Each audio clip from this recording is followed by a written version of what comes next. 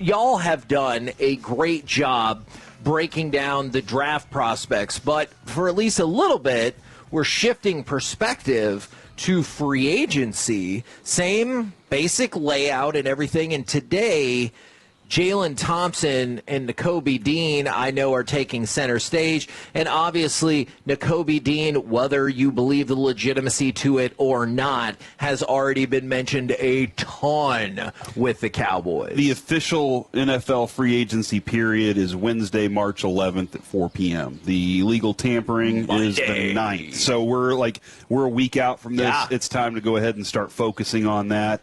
And man, what a busy, sorry, Corey, what a busy time. So NHL trade deadline Friday. World Baseball Classic starts late Wednesday night. The USA plays on Friday. Then legal tampering opens on Monday for the NFL. Yeah, and Lucia's dance at like 10:45. That is true. And then I have a birthday party for my niece on Saturday as well. So like, there's a lot. It is a busy time. So You're across right, the board. Oh, my gosh. We had a friend text us yesterday, a very nice compliment about our show, and I really appreciate it. But it is silly how our friendship, yours and mine's friendship over these years, has turned into what it is. It's a lot of fun, and I enjoy it on a daily basis. Would you describe it as guy love between two guys? Two guys, yeah. If you get that reference, text in right now. So one of the things about that is, last night, Kevin, I'm perusing Facebook, and Mike Leslie is like, Adam Schatz is reporting that Devin Lloyd is a favorite to be a Cowboy. And I was like, hold on, is this – I went and looked. And I was like, Kevin talked about this last week, and this was the same report. And he says, why not take a chance on this guy? He didn't report that he's a favorite for it. He said, why not take a chance? And I was like, that seems irresponsible. But there are other people I saw post the same thing, and I was like, that's not the same as what he said is not the same as the Cowboys are the favorite to get him. But you appreciate people listening to the show and trying to make it happen, right? And Devin Lloyd is absolutely. If I could put him on this team, I'd do it immediately. And then try to figure out how to get all these other bodies together on this. But one of the favorite names that popped up over the weekend, and I do believe there was some whispers that there was agent talking to Stephen Jones maybe about this. Right. And that's Nakobe Dean. Nakobe Dean is a guy, Kevin, you brought up last week, and we kind of discussed him a little bit, but I wanted to go a little further in it because I have a question, and Alec, please help me out with this also. Am I making too big of a deal out of Nakobe Dean's injury? When it comes to a contract with him, almost all the Eagles fans and writers seem to say they like him and they'd love to have him back on like a one-year deal so he can like prove he can stay healthy. That's where they all stand. They're like, dude, he's a legitimately extremely talented player. They just, they're in that place where they're like, we're a little higher than everybody else, so just kind of show us that you can stay healthy, where other teams are like, we'd love to have you on a 3-year deal no matter what your health is. But we're about to sign – we could sign this guy to a significant amount of money for a significant amount of years, and is he just now hitting his peak mentally in the game, and he might be able to help lead a defense that he knows and understands in Christian Parker's defense? That's my kind of first question about that. But to both of you guys, am I making too big of a deal about his injury history or no? Alec, I'll just say my short answer is I don't think you are making too big of a deal out of it. Now I will cede the rest of my time to Mr. Medford. It really just depends how much stock you put into injury prone and any of those tags that you want to put on him. I think there's a very real reason that he slid as far as he did in the draft, because there are legit concerns that have proven to be true throughout the early part of his career. So it's kind of like with the Rangers throwing a bag at Jacob deGrom a few years ago. You have to accept that this might be a reality. This could backfire on you. This could be one of those deals that you're like, when he is on the field, he is awesome. When he's not on the field, you're like, why did we do this? So I don't think you are, but at the same time, I kind of do like the idea of maybe he's finally found his footing. He's got some confidence within himself and his own ability, and maybe part of that is just he needed to find a stroke of consistency on the field and maybe change his play style a little bit, and maybe he is going to be healthy for a while. So I don't mind running the risk. You just have to know that it is a risk. Okay. I think, like, I completely agree on that I know it's a risk. And it just spending that amount of money on a guy that could miss a half a season. You know, like, we've seen that happen before. And we're already looking at Overshown, and we're already frustrated sometimes when he's not on the field. Because we know the talent's there.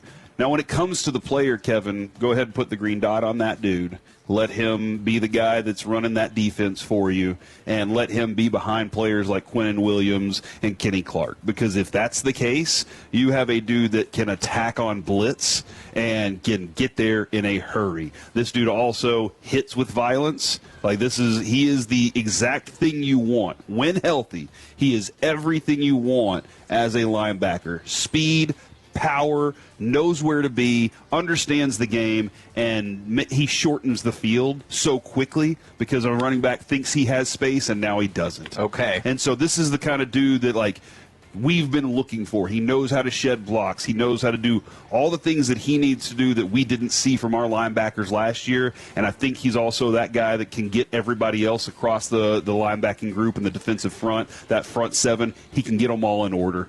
And so if you can get a guy that has that front seven taken care of and then get some comfort on your back end, then I think you're starting to feel a lot more like this defense can grow into something. So Nakobe Dean as an addition for this, Kevin, would be my first choice right now. Okay, and obviously Devin Lloyd's my first choice, then him. Your questions of him as a player are limited to almost non-existent. It strictly comes down to the health factor. Yep, that's it. When it comes to what I know he can do on the field, I'm like, yeah, all of that. It's just the question of, are you comfortable with that? The possibility that he might get injured. All right, so then, Alec, what do you think Nakobe Dean can do on the field? You can do a lot. You know, I'm right there with Corey where availability is the only question mark I have, because you look at the tape, but you look at some of the numbers too, that he can do pretty much anything that's asked of him in a Vic Fangio style of defense, which you could kind of expect from Christian Parker, a disciple of Fangio. One thing that a lot of people don't talk about with him is his blitzing ability, because he didn't do it too much. I think it was just 35 pass rush snaps in this past season. He had double-digit pressures in just 35 rush attempts. Like, he is very electric going towards the football. His closing speed, outstanding. Like Corey said, his IQ, you do put the green dot on him because he will get everybody lined up. He understands where he needs to be. And for all the injury talk, his production has been great post-injury. So he's proven that he can bounce back from these things. So I'm not afraid of what he can be as a player whatsoever. I think that he's going to excel wherever he goes, and I think that if he were to come here to Dallas in a place that would be running a similar scheme to what he's used to, he's probably going to look just as good, if not better, if he stays on the field. Yeah, Kevin, I think he had a 10-game stretch, and I got to verify that I'm human real quick. Sometimes they make you do that. In 10 games, 8 where he started, he had 4 sacks, 55 tackles, 7 tackles for loss, and a forced fumble and a pass deflection, or 2 forced fumbles and a pass deflection. That's in 10 games. The production in a 10-game stretch, as Alec just pointed out, it's there. It's just whether or not he's going to always be there. But again, I am willing to make that concession right now, because I'm also here's what I'm doing if I'm playing GM. I'm adding safety guards to my defense to make sure that if something happens, I'm okay. And it's not like, oh, my God, it's the end of the world. We lost one of the guys we signed. But I think the Cowboys sometimes do that. They're like, we just went and spent money, and then they got injured. This is why we don't spend money. We'll never do this again, because we paid for a guy and they got injured. Just like you guys wanted. Y'all wanted us to pay for him, and they got injured. What are we supposed to do? And you're like, sign guys that are healthy. But if this dude is healthy, he's going to be a baller for you. Spotrac says 4 for 32. It's a good number. It's a really good number. That work for you? I would like 3 for 3 less. for 24, just like Javonte. But if 4 is what gets him here, you have to fix your defense. And I'd love to hear if Christian Parker loves the player, Because if Christian Parker loves the player, and because he watched him, he knows how he prepares, that's the most important thing to me. I feel like Christian Parker doesn't slack on preparation. And I don't think he's going to accept guys or want guys that slack on preparation. By the way, when I went and looked at this draft where Nakobe Dean was taken, Kevin, I was like, all right, what was this draft? Tyler Smith at 24, Devin Lloyd at 27. Ooh. And I was like, dang, that would have been nice to have him. And so I was just kind of scrolling around, George Pickens at 52. And so could that be 3 Cowboys in the top 52? If you got a Devin Lloyd, then there's Trey McBride. Cowboys went with Sam Williams. And then Nakobe Dean, Nick Benito went at 64. This is a stacked draft, dude. And I just want to point something out. I know all of those players didn't immediately become who they are. But, just think about it. If you made one trade down, you would be in position to have those kind of picks. And what if I told you came away from this draft with the next Tyler Smith, the next Devin Lloyd, and the next George Pickens? Yeah. You'd be like, hell yeah. Again, I realize it didn't happen immediately for them, but just something to take a look at. All right. But Nakobe Dean is just stop number 1. Who is the next free agency target that we're going to break down? All right, so Jalen Thompson was a name that I saw. By the way, I'm sorry, the Cuban World Baseball Classic team has arrived. In case you if the good people wanted to know that back at home. I need to go look at their roster so that I can key in on a few of the dudes that are going to be out here. Because this is one of those things, Kevin, where it's kind of special to see some of the best players all together at one time. All-Star Game, I think, should be a lot more fun because you have the best players all on the field at the same time. We talked about what we saw with hockey and the U.S. and Canadian teams and how good that hockey was. And sometimes when the World Baseball Classic has 2 teams that are stacked full of MLB players that are like the cream of the crop in the major leagues and also, some young and up-and-comers, it turns into, man, we're watching really good baseball. And there's a difference between sloppy, amateurs and real professionals in what they do. Jalen Thompson was a name, Kevin, that we kind of saw floated around over the weekend, I believe, as a person of interest, if you will, for the Cowboys. He turned into a legitimate, important starter for the Arizona Cardinals, and it looks like he is going to be in that free agency world. If healthy, he's likely to be one of the most sought-after free agent safeties out there. So that's one of those things is, okay, that tells you if he's sought after and if healthy, then he has the talent to go along with this. And at safety right now, you just don't have it. And you need to make sure you have at least one piece of talent there before you go into this draft because that could change things.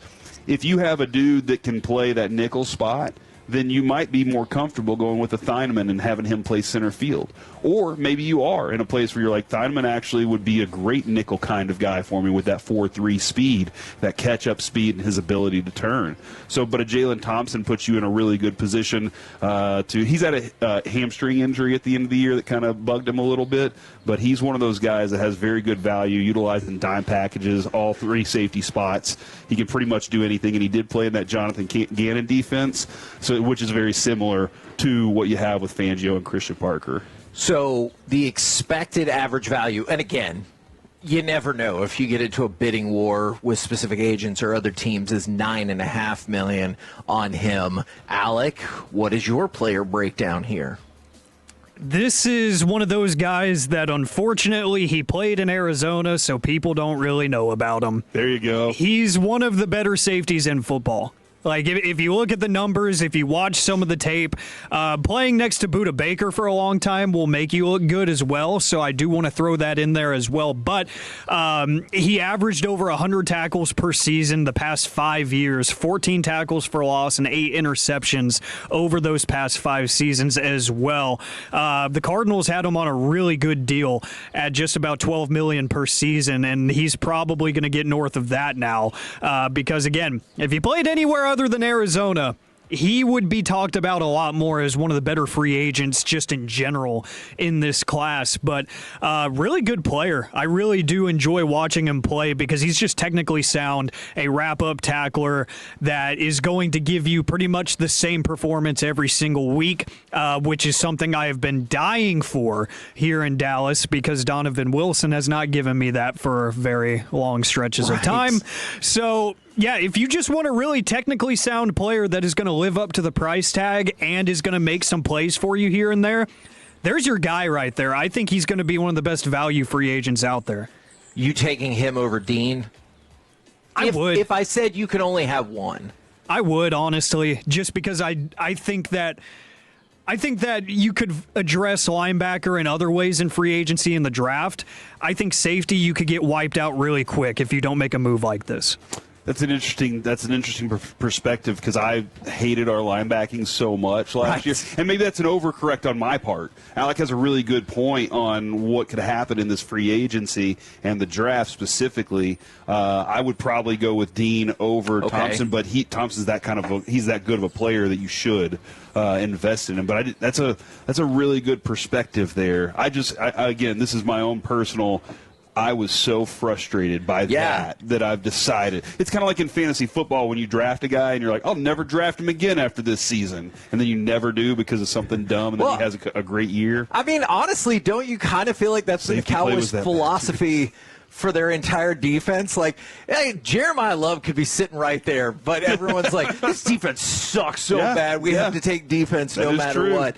And, Alec, I am going to beg to disagree with you about bad news that he played in Arizona. Sounds like it's great news that he played in Arizona and people don't know how good he is, and hopefully we can get him for cheaper than we should. I like it. It's good news for us, for sure. There you go. Not for him.